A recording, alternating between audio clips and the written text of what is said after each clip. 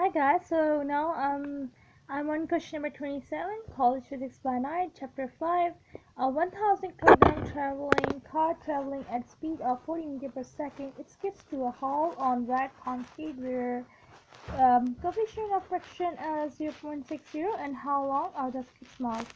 So as I always say to you that on a physics problem, all you need to do first is to understand the question, what the question is telling you. So here they give us the mass. This says a car is traveling at a speed of 40 meters per second. Okay, so there's some kind of motion. A car is traveling at 40 meters per second. It gets to a halt. Halt is like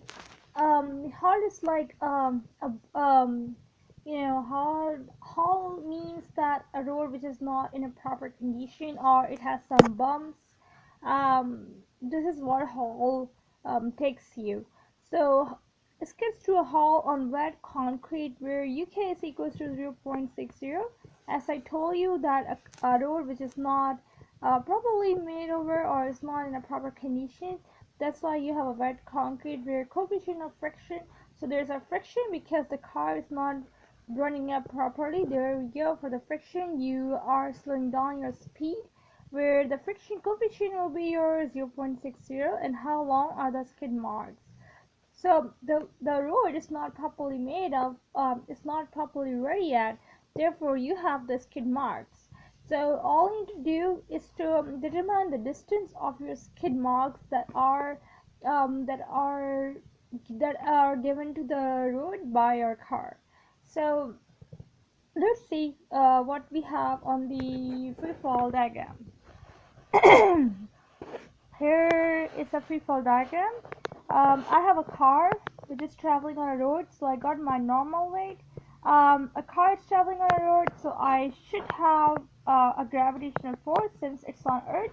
A car is traveling on a road, and then it goes on. It makes the skid marks.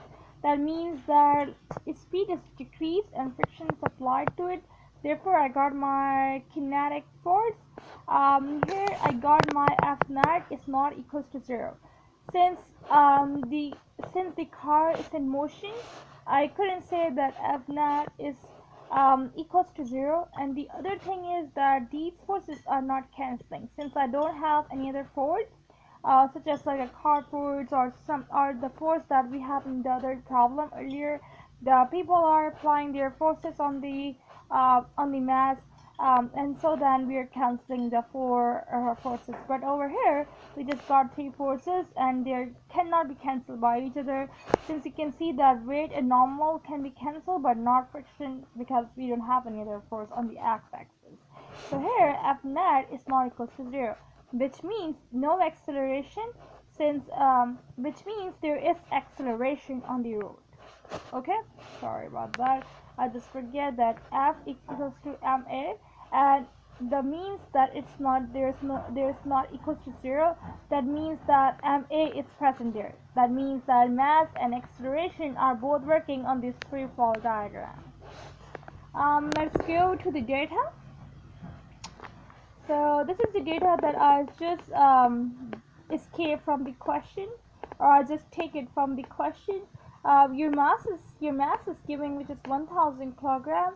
You got your VF, which is 40 meter per second. They told us that a car is just traveling at a speed of 40 meter per second, so it's all on yours. Either you make it your initial velocity, or either you consider it as your final velocity. Then you also got your coefficient of friction, which is 0.60. This is also given. All you need to find out is the distance of the skid marks that your car will put on the road. Here I also draw a figure. There's your car. This is going at 40 meters per second. There is kind of like a hole.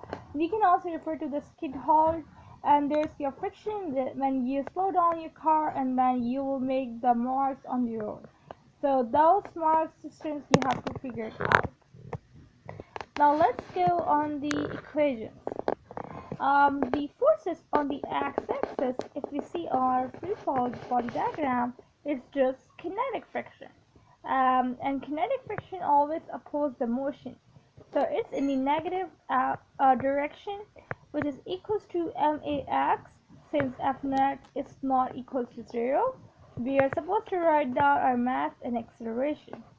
If I just skip it and I write down my two pieces of equation. Up here I got my kinetic friction is equals to max, as you guys are looking. The definition of kinetic friction, as I just mentioned earlier, that is UKN, and this sign is coming from the negative x-axis. Okay, so, and this is as we're just following up the question equation. Let's proceed further page.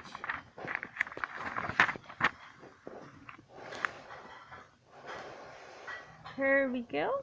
This is just the equations on the back page. If you're following all the way up, then you're supposed to get this. This is the equation, as I told you earlier, of kinetic friction. You're giving with your coefficient. This is coefficient, this is normal weight. You can calculate your normal weight. The definition of normal weight is simpler, as I told you earlier. That is, normal weight is equals to weight, which is mg. Your mass was 1000, your gravity was 9.8, and that's how you calculate your normal force. Your coefficient was 0.60. Here's you have to find out your acceleration. You're giving your mass 1000, hence you find negative 5.9 meter per second square. You all can see. Okay, now let's go further. We need to find the distance. I knew it because I was given with my velocity. All I need to do with it is to just find out acceleration and plug and check. So I got my initial velocity. I will consider 40 meter per second as initial velocity since I got a negative in my acceleration.